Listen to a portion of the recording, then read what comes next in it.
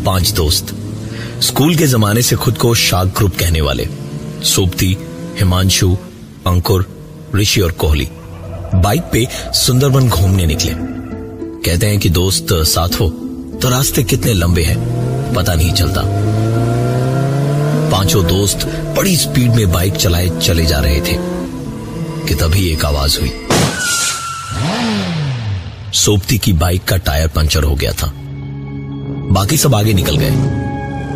काफी आगे जाके ऋषि ने पीछे देखा, सोबती नहीं था तो सबको रोका। कुछ 15 मिनट तक इंतजार करते रहे लेकिन सोबती आया नहीं। सबने बाइक स्टार्ट की और वापस सोबती की तलाश में पीछे की ओर निकले। तकरीबन 8-9 किलोमीटर पीछे गए तो सोबती की बाइक सड़क के किनारे पड़ी हुई दिखी। टायर पंचर था और सोबती आसपास कहीं नहीं था। पतली सी उस सड़क के दोनों तरफ कुछ नहीं, सिर्फ जंगल सा था, लेकिन बहुत घना नहीं था। बाइक के पास ही तकरीबन 20 कदम की दूरी पर एक मिट्टी का छोटा सा कमरे जैसा एक घर बना हुआ था। गिरी हुई बाइक और सोबती का कोई नामो निशान ना देख के अंकुर ने फोन मिलाया। सोबती का फोन बजा, लेकिन अंकुर को अपने फोन पे होती रिंग के साथ साथ कहीं सोबती का फोन भी बजता हुआ सुनाई दे रहा था। सबने इधर उधर देखना शुरू किया तो आखिरकार हिमांशु को थोड़ा ध्यान लगाने पे सुनाई दिया कि फोन उसी मिट्टी के कमरे के अंदर बज रहा है। तंदराते हुए चारों दोस्त उसके अंदर घुसे तो देखा कमरे के अंदर सामने जमीन पे सोबती आराम से सो रहा था। उसे जगाया तो सोबती ने उठ के आंखें मलते हुए कहा, ओह, मैकेनिक अभी तक नहीं आया। सबकी सांस में सांस आई, जैसे पता नहीं कुछ सोच के घबरा गए थे सब। सोबती ने बताया कि बाइक खराब होने पे एक लड़का वहां से गुजरा जिसने यहां इंतजार करने को कहा कि वो मैकेनिक लेके थोड़ी देर में आ जाएगा। और पता नहीं मतलब मेरी आंख कब लग गई। सोबती के इतना कहते कहते दरवाजे से एक लड़का अंदर आया। पता चला कि ये वही लड़का था। उसने बाइक ठीक करनी शुरू की और घिरता हुआ अंधेरा देख के कहा, दादा आप लोग जल्दी निकल जाओ, अंधेरा हो गया है, उसके बाद कोई फेरी नहीं मिलेगी आपको। बात भी सही थी उसकी। सुंदरबन में अंधेरा घिरने के बाद ऐसे फेरी वगैरह पे जाना मना है, लेकिन जब 5 दोस्त साथ में हो तो फिर क्या टेंशन। हंस के उड़ा दी उन्होंने उसकी बात और बाइक ठीक होने पे 5 वापस निकल पड़े आगे। अंधेरा घेर चुका था, फेरीज सचमुच जा चुकी थी और कुछ जो वहां थी जाने को तैयार नहीं थी। सबने साफ साफ मना कर दिया जाने से।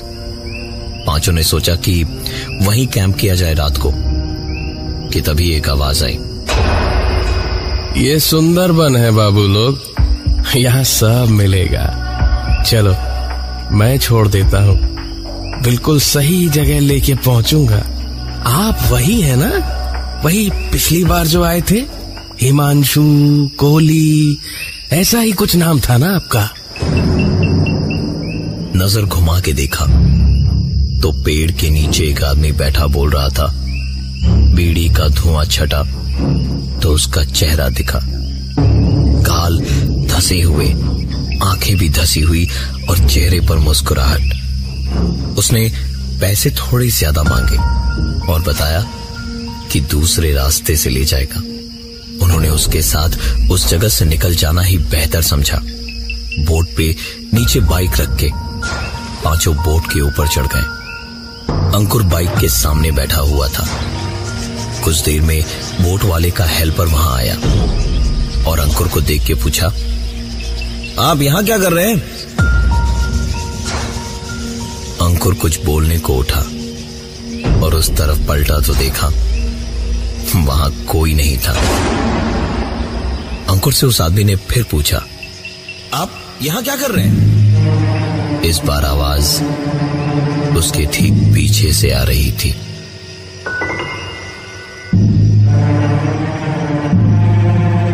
अंकुर भागा भागा वहां से निकला। बाहर ही ऋषि से टकराया जो बोट वाले के साथ खड़ा था।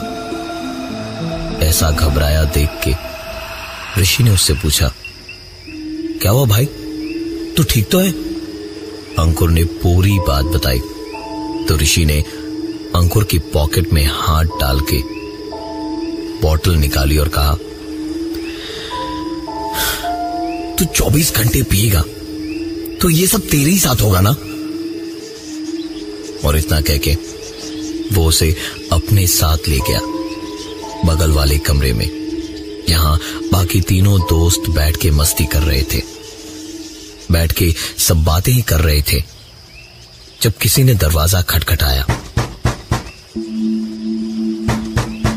कॉली ने उठ के दरवाजा खोला तो वहां बाहर कोई नहीं था।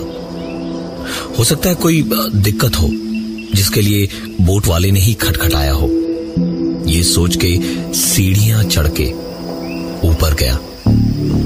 ऊपर पहुंच के कॉली ने देखा कि बोट पे कोई नहीं था और तभी बोट के इंजन की आवाज की तरफ ध्यान गया।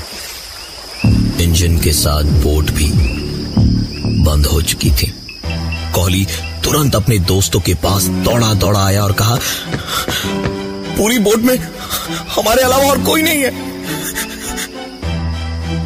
कॉली का ये बोलना खत्म हुआ ही था कि तभी एक आवाज आई।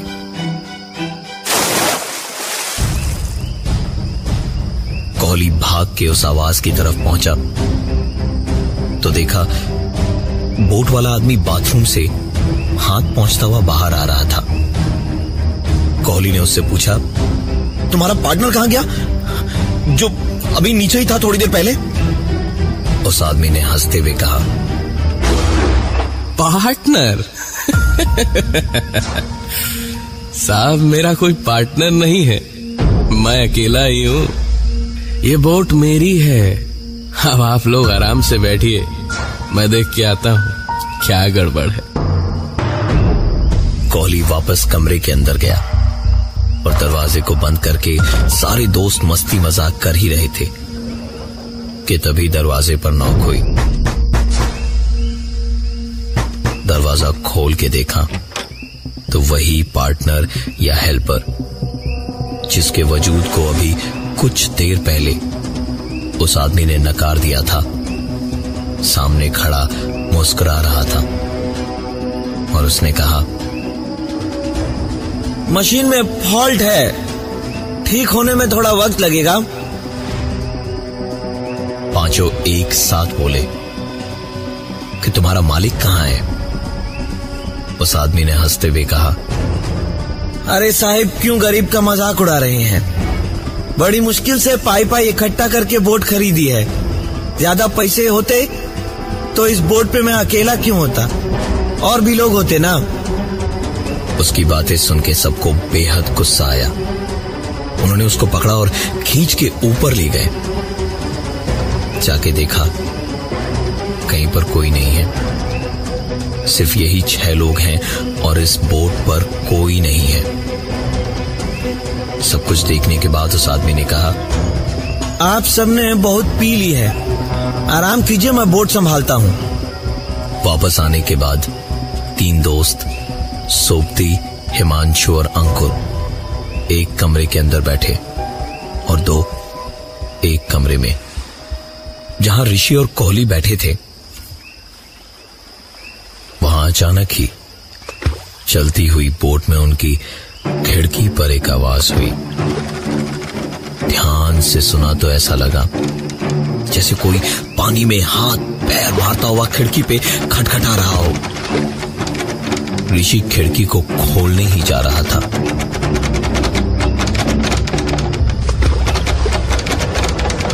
कि कोहली ने हाथ बढ़ा के उसे रोका और कहा, मत जा वहां। दोनों चुपचाप बैठे ही थे कि जब फिर से एक बार इंजन स्टार्ट होने की आवाज आई।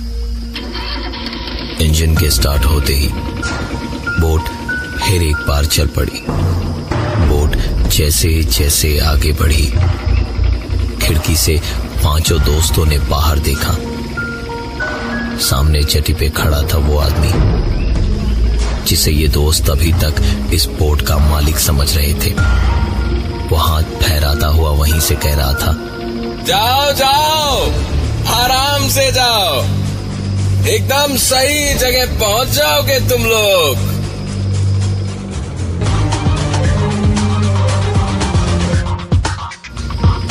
थोड़ा आगे जाने के बाद एक सेंचुरी के पास पुराना सा गेस्ट हाउस दिखा और वहीं पर बोट रुकी।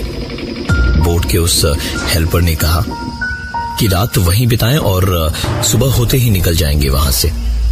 वो हेल्पर वहीं बोट पे ही रह के उनका इंतजार करेगा। पांचों की थकान और परेशानी में हालत बहुत ज्यादा खराब थी।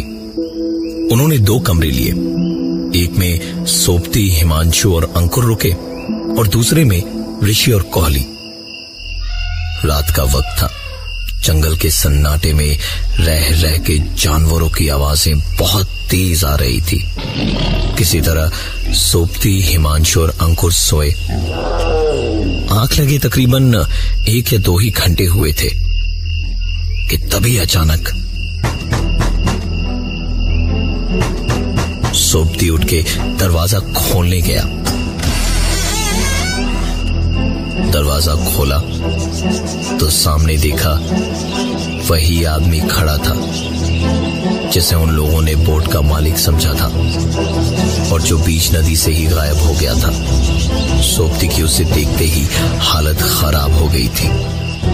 वो डर के मारे कांप रहा था और तब तक हिमांशु और अंकुर भी जाग चुके थे। उठ के उन्होंने भी दरवाजे पे उसी को देखा तो उस आदमी ने हंसते हुए कहा, कुछ खाएंगे साहब? सोपती ने उसे धक्का दिया और तीनों वहां से निकल के भागे। सामने देखा तो ऋषि और कोहली उन तीनों का नाम पुकारते हुए चिल्लाए जा रहे थे और जेटी के किनारे बोट की ओर भागते हुए उन्हीं के लिए खड़े थे। तीनों को आता देख वो दोनों आगे आगे भागे और बोट पे चढ़ गए। सोपती, हिमांशु और अंकुर भी पीछे आए और बोट पर चढ़ गए। बोट का इंजन ऑन किया तो बोट आगे की ओर बढ़ने लगी। तीनों ने राहत की सांस ली और पलट के वापस देखा तो उनको जो कुछ भी दिखा उस पर यकीन करना मुश्किल था। ऋषि, कोहली और वो आदमी जिसे वो बोट का मालिक समझ रहे थे, तीनों आदमी जेटी के कोने पे खड़े होके हाथ हिलाकर अलविदा कह रहे थे। तीनों तुरंत इंजन रूम की ओर भागे, बोट वाले को बोट रोकने के लिए कहने को, लेकिन पहुंच के देखा तो वहां कोई नहीं था। तीनों वापस बोट के ऊपर आए, लेकिन वहां भी कोई नहीं था। इतने में सोपती ने कहा, अब तुम लोग यहीं रुको, मैं बोट रोकने की कोशिश करता हूं। और वो इतना कह के इंजन रूम में चला गया। इंजन रूम में 50 बटन, कुछ लेवर देख के सोपती को कुछ समझ नहीं आ रहा था। तभी बाहर से उसे कुछ जोर की आवाजें सुनाई दी।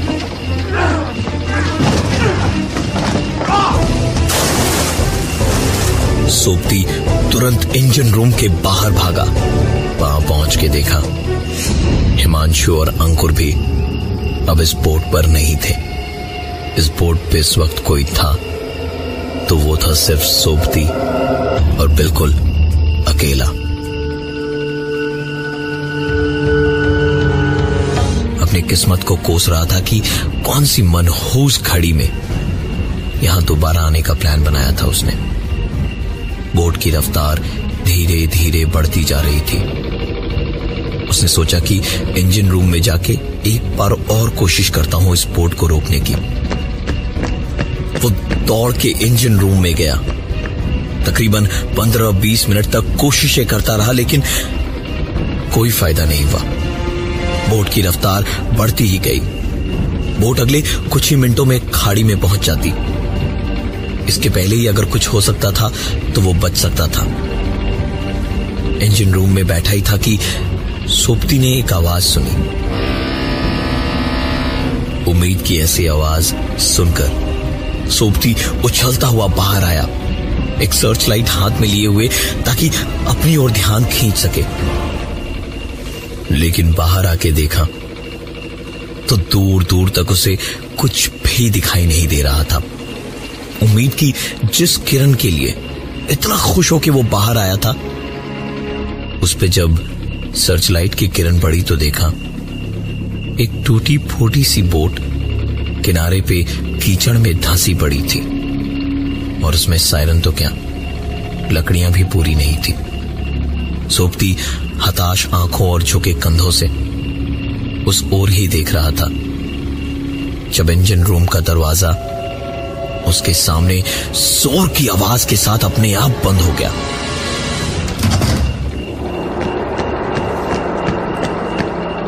सोबती तुरंत भागा और जोर जोर से दरवाजे पर मारने लगा। दरवाजे को पीटना बेकार था, क्योंकि दरवाजा अंदर से बंद था। इंजन रूम एक दरवाजे को छोड़कर चारों ओर कांच का बना हुआ था। कांच तोड़ के अंदर घुसना ही इकलौता रास्ता था। फेरी अब खाड़ी में पहुंचने ही वाली थी। सोबती कांच तोड़ने एक लकड़ी लेके जैसे ही कांच के पास पहुंचा तो उसके हाथ से डंडा छूट के गिर गया, क्योंकि एक लड़की बैठी थी उस इंजन रूम के अंदर, एक फटी सी लपेटी हुई साड़ी में। उसके कपड़े फटे हुए थे, बुरी तरह पीटा हुआ था, और उसकी हालत बिल्कुल ही खराब थी। सोबती को अब समझ आया कि ये सब क्या हो रहा था। कुछ साल पहले जब पांचों दोस्त सुंदरबन पहली बार घूमने आए थे तो जंगल में घूमने निकले थे। वहां एक सुनसान सी जगह पे यही लड़की उन्हें दिखाई दी थी। यहां उन्हें कोई नहीं जानता था और दूर दूर तक आसपास कोई नहीं था। दूर दूर तक किसी को पता नहीं चलता कि क्या हुआ था वहां।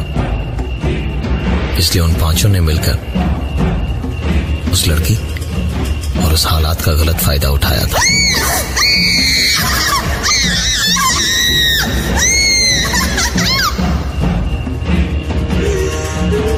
ये बोट उसी के दो भाइयों की थी जिन्होंने दुनिया से तंग आके और उनके तानों से तंग आकर सुसाइड कर लिया था।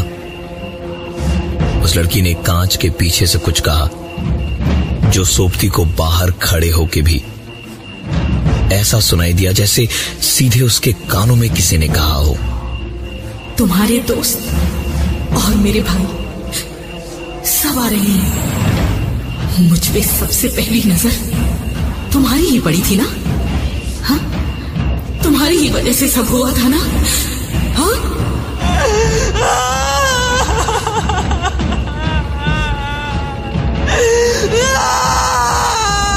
बोट अब खाड़ी में काफी आगे आ गई थी कि तभी अचानक बोट रुक गई और कुछ आवाजें आने लगी।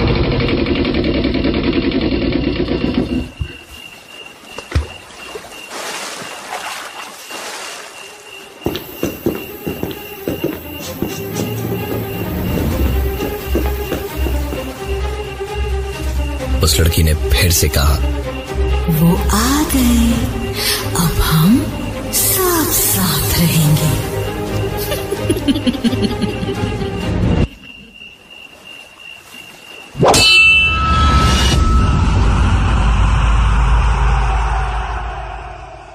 इंसान को उसके पापों की सजा